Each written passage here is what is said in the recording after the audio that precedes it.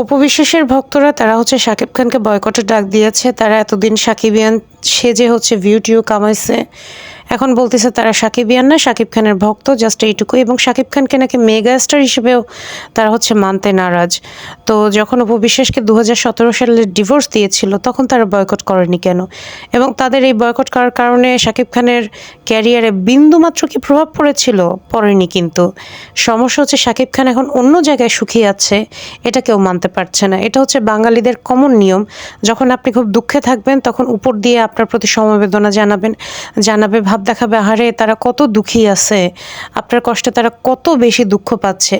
কিন্তু যখন আপনি ভালো থাকবেন তখন তারা হিংসায় জ্বলে পুড়ে ছাই হয়ে যাবে, তখন হচ্ছে তারা আপনাকে আর সহ্য করতে পারবে না। শাকিব খান আমাদের কাছে এত বেশি এই যে ওয়ার্ল্ড লেভেলে পৌঁছায় গেছে, সে কি তার ব্যক্তিত্বের কারণে গেছে? সে 2017 সালে হচ্ছে অপুকে ডিভোর্স দিছে, এরপর হচ্ছে বুবলিকে সে বিয়ে করছে 18-তে, এবং সেটা তো মোটামুটি আমরা সবাই জানি। এবং বুবলির বিয়ের ঘটনা প্রকাশ্যে আসার পরেই কিন্তু শাকিব খানের একটার পর একটা ব্লকবাস্টার সিনেমা আসলো, যেগুলো industry hit, all time blockbuster. তো রেকর্ড করলো সবগুলো সিনেমা। তো তখন তো সবাই এটা জেনেই শাকিব খানকে মানে মেগাস্টার মানছে যে শাকিব খানের 2 বিয়ে আছে। আসলে আপনাদের মতো কি ওই যারা রিয়েলি যারা সিনেমা প্রেমী এবং যারা হচ্ছে হলে গিয়ে মুভি দেখে, তারা কি আপনাদের মতো মাথায় গোবর নিয়ে চলে, নাকি ব্যক্তিগত লোভ, চরিতার্থ, হিংসা চরিতার্থ করার জন্য হচ্ছে আপনারা যখন ইচ্ছা যাকে মাথার উপর উঠাবেন আবার তাকে পায়ের নিচে নামাতেও হচ্ছে আপনারা দ্বিধাবোধ করবেন না? কিসের জন্য?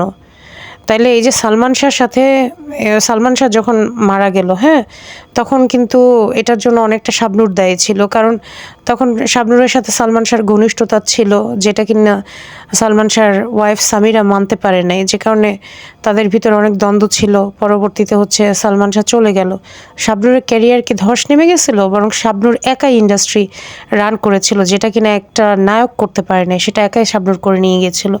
তো মানুষের ব্যক্তিগত জীবন দিয়ে তো তার ক্যারিয়ার চলে না, তার সিনেমাটিক লাইফ চলে না, এটা তো একটা কমন সেন্স। আপনারা শাকিব খানকে বয়কট করলেই কি আর না করলেই কি? বেসিক্যালি আপনারা এতদিন হচ্ছে নিজেরা ভিউ টিউ কামাইছেন, ডলার ইনকাম করছেন, পয়সা ইনকাম করছেন, বেশ ভালো কথা, কামাইতে থাকেন না। কিন্তু আপনারা অপু ভক্ত হয়ে আপনারা কেন শাকিব খানের ভক্ত সাজতে গেছেন? অপু ভক্ত হয়ে তো আসলে লাভ হচ্ছে না, কারণ অপু ভক্তের তো কোনো সিনেমা নাই। তো তাকে নিয়ে আপনারা কী টপিকে ভিডিও বানাবেন? তাকে নিয়ে আপনারা কী কথা বলবেন? তার কোন মুভিটা আপনারা রিভিউ করবেন? আর বুবলির যখন সিনেমা বের হয় সেটা তো কোনো বুবলি ভক্ত রিভিউ করে না, সেটা বাংলাদেশের বড় বড় যারা রিভিউয়ার, মাসুম, তারপর হচ্ছে আরএনআর, এরা হচ্ছে এইসব মুভির হচ্ছে রিভিউ করে, এবং সেই সব মুভি হলে সপ্তাহের পর সপ্তাহ চলে। এবং আপনারা এই লাস্ট জঙ্গলি সিনেমাটা দেখেন, কি পরিমাণ ব্লকবাস্টার হিট হয়েছে, কত টাকা ইনকাম করছে শুধুমাত্র সিনেপ্লেক্স থেকে। দেয়ালের দেশ কি পরিমাণ প্রশংসিত। তারপর হচ্ছে আমি যদি আরও একটা বলি হচ্ছে যে প্রহেলিকা কি পরিমাণ প্রশংসিত, বুবলি তো এটার জন্য পুরস্কারও পাইছে। তো আমার কথা হচ্ছে এগুলো করে নিজেদের হিংসাটা তো আসলে দমন করা যায় না। হিংসুটে মানুষের এটাই হলো ব্যাপার, তারা অন্যের সুখ সহ্য করতে পারে না। শাকিব খান তার বউকে নিয়ে শান্তিমতো একটু 15টা দিন কাটাবে, সে বেচারা এতদিন ব্যস্ত ছিল, তাণ্ডব, তুফান, পরপর বরবাদ, হ্যান ত্যান, কোনো একটু অবসর সে পায় নাই। একের পর এক সিনেমা নিয়ে কথাবার্তা, কাজ চলতেছিল, এবং সে প্রত্যেকটা সিনেমার আগে 3 থেকে 4 মাস সময় নেয় তার বডি ট্রান্সফরমেশন করার জন্য, ওই সিনেমার লুক নেওয়ার জন্য, যে কারণে দেখা যায় বছরে সে এখন 2 থেকে 3টার বেশি সিনেমার করেও না। এখন এটা কি তার সমস্যা হয়ে গেছে যে সে একটু ফ্রি টাইম পাইছে, তার বউ বাচ্চাকে নিয়ে একটু সময় কাটাবে? দিন শেষে মানুষের তো বয়স হয়, তখন তো তারা রিয়েলাইজ করে যে ফ্যামিলিটা সবচেয়ে বেশি নেসেসারি। এখন তো সে একসময় বছরে 12 থেকে 15টা সিনেমা করতো, এখন করে 1 থেকে 2টা। বাকিটা সময় সে কী করবে? তার ফ্যামিলি নিয়েই তো থাকবে। মানুষ তো একা থাকতে পারে না। একা থাকতে পারে কেউ? সে তো অন্য কোনো বিজনেসও করে না। হারলানের ছিল, সেখান থেকেও সে চলে আসছে।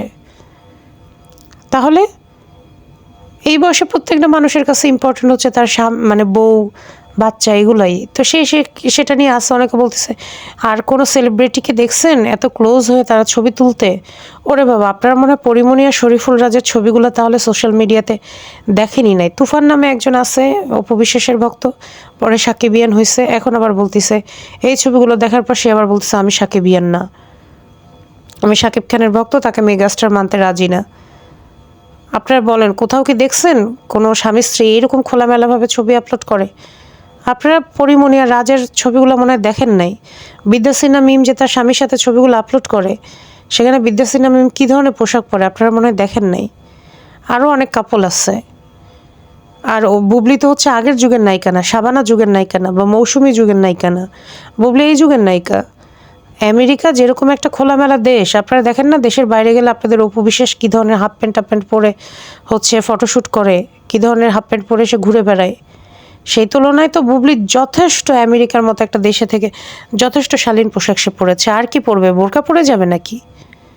অদ্ভুত সব কথাবার্তা। একটা মানুষ তার ব্যক্তিগত জীবন গুছিয়ে আনার চেষ্টা করতেছে, সেটা নিয়ে আপনারা মানে এখন তাদেরকে সাধুবাদ না জানাই আপনারা সেখানেও এখন পাইন মারতেছেন। পাইন মেরে লাভ কি? আরে বাবা, অপু বিশ্বাসের সাথে তার ডিভোর্স হয়ে গেছে, সেটাকে নিয়ে এত কেন টানাহাচড়া করতেছেন? একটা ডিভোর্সি ওয়াইফকে কয়টা পুরুষ স্পেস দেয়? যদি সেখানে প্রচুর ভালোবাসা থাকে তাহলে হয়তো স্পেস দেয়। অপু বিশ্বাসের প্রতি ভালোবাসা থাকলে তো শাকিব খান এই কাজ করতো না। তারপরেও ছেলের থ্রুতে অপু বিশ্বাস যে ধরনের অ্যাক্সেস পাচ্ছে শাকিব খানের লাইফে, অপু বিশ্বাসের উচিত এটা নিয়ে সুক্রিয়া করা। সে এত নাক গলায় কেন শাকিব খানের জীবনে? এত কিসের আধিক্যতা? গায়ে যেচে পড়ে খাতিল করতে আসে সব সময়। আর ভক্তগুলাও আছে এখন শাকিব খানকে বয়কটের ডাক দিছে। শাকিব খানের মুভি যখন হলে চলবে তখন কি আপনাদের কথা হচ্ছে মানে সিনেমা হলে যাবে নাকি দর্শক? যাইরা